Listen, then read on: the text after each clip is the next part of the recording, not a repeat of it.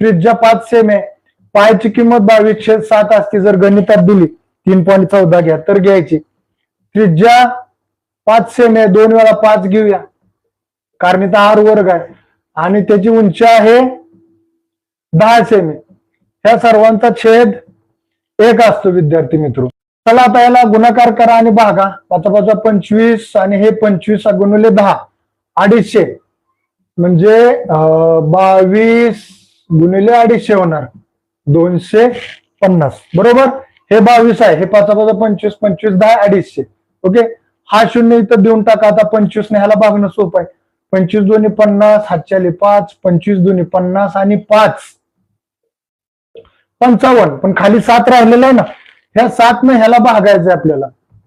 5500 भागिले 7, 7 8 56 तर नाही होणार बरोबर.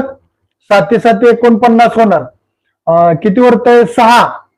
55 मधून 49 गेले 6 उरते, इथं 60 होतंय शून्य जोडल्यानंतर. 7 8 56 होणार त्यानंतर आहे की नाही. 7 8 56 पुन्हा 4 उरतंय त्याचं 40 होतंय. 7 5 35, 7 5 35 होते आणि त्यानंतर पुढे पुन्हा 5 उरते म्हणजे पुन्हा 7 7 49 होते. ओके, जसं ह्याला अनुसरून ह्याला जवळचं जे उत्तर असेल ते निवडायचं आहे. 785.71 घन सेमी लिहायचं आहे. घन सेमी कारण याचा आपल्याला घनफळ काढायचं आहे ना. जर क्षेत्रफळ काढायचं असेल तर 4 सेमी लिहिलं असतं. घनफळ आहे त्यामुळं घन सेमी लिहायचं आहे.